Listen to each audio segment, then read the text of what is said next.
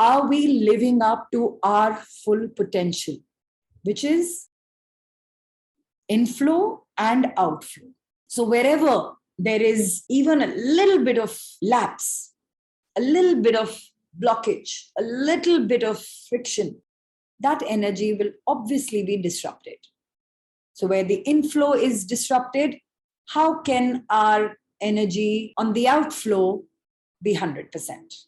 If we are giving too much and not receiving enough, or the other way, receiving wholeheartedly, working on ourselves, building ourselves, and yet not transitioning to our higher selves with all that guidance, all that wisdom, still giving into our small I issues, still operating out of our chaotic spaces, our old conditioning, our old belief systems, our toxic energy, then how will my flow ahead be complete?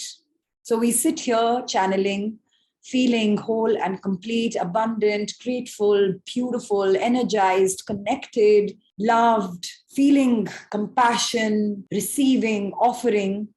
But am I taking responsibility of even the subtle emotions that disrupt my flow? Because that is what is disrupting the flow of the creation. There are 7.7 million people who have zero access to water. So where am I using more water in my life? Where am I not fluid in my life? There are so many wildfires across the world which are burning down forests. So where am I not able to control the Agni in me? When am I going to take charge? I feel I'm living in this beautiful bubble and everything is great. And then, of course, it bursts every now and then when I go through a certain experience or my loved ones go through a certain suffering, and it plugs me in further, plugs me more. But when am I going to come to a space where the awareness is flowing before the event?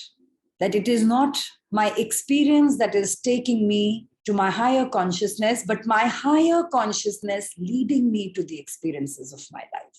When am I going to honor my journey from that deep divine space? That it is my consciousness leading me to the events of my life. It is my consciousness manifesting the experiences of my life. It is my awareness that is healing me with every breath, automatically carrying forward that healing to the world, where I'm not the doer, where I'm not an active participant, but simply being. I'm not taking the charge and control and announcing to the world to heal it. I'm only opening all my doors and windows for fresh breath, fresh energy, fresh awareness, fresh awakenings, fresh alignment. Because what I've used even a moment before is dead. My awareness, even from the time it has surfaced to I have reflected and written, has to shift. So many moments have gone by. Even as we have lifted a pen and put it down on paper, there is so much energy that has passed. So many people have died.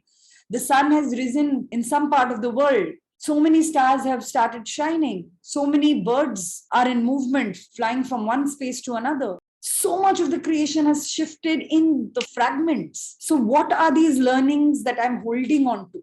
What is it that I'm celebrating from there? Am I shifting at the pace my consciousness is shifting? Am I moving at the pace my awareness is moving?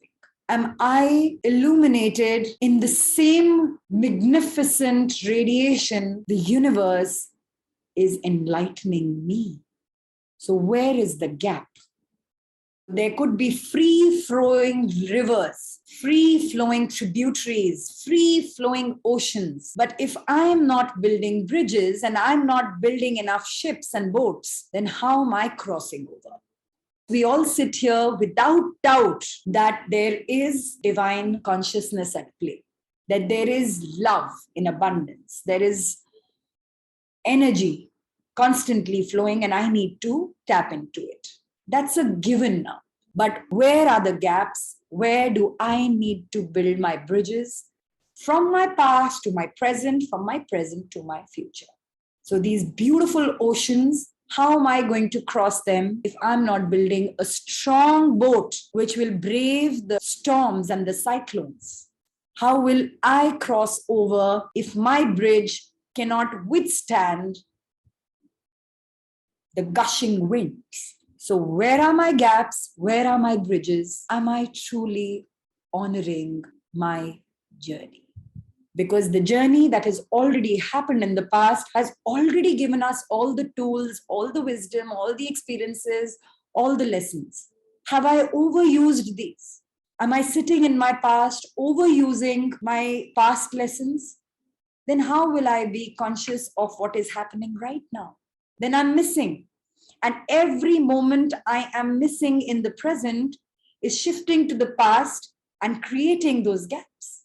So every time I'm not present, I'm one step away from that consciousness that bridges my past and present. Every time I'm absent in the moment and I wander away and meander into nostalgic memories, I'm already creating gaps, because right now, something that is flowing my way to enrich me, empower me, is now overshooting, and I'm not honoring that. Am I constantly building this future with dreams and goals and visions and everything and staying there and not here? Then I'm already creating bigger gaps between my present and future. So how am I honoring my future? I'm not even prepared to go to the other side. I want that and I desire that and I feel I deserve it. But how am I preparing? How am I ready to live that future? And then I ask, why the delay? When I don't understand the answers, I say, okay, it's some karmic story from other lives. It is very much this life. It is very much this moment. Can I start bridging these gaps and truly honoring my journey? The journey of my past, not overfeeding on what is over, not overusing what is not even created. So I want to rejoice and celebrate the future. And every time I feel I'm a little away from it, it disturbs me because I'm not where I need to be. So let us deeply reflect on this flow of energy, this beautiful stitch, this beautiful alignment, this beautiful awareness that is helping us recognize our power moment after moment. The moon's energy that was there yesterday has already shifted today, and so on and so forth. The moon is such a beautiful, clear example of change, that no matter how beautiful it is, the creation doesn't allow it to stay full. It has to go through its changes. It has to wane. It has to wax. It has to go through that cycle. So where am I stuck?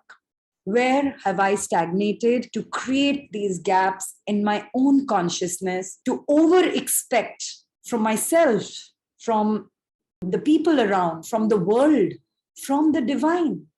What are these unrealistic expectations?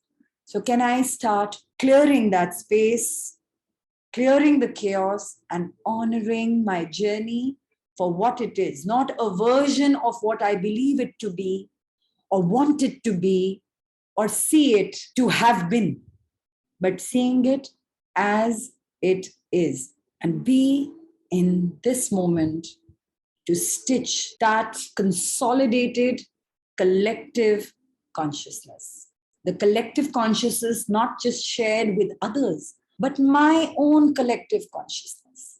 The collective consciousness of my past, collective consciousness of my future, and the collective consciousness of my present. When each of us take that responsibility, when each of us honor that, it becomes our.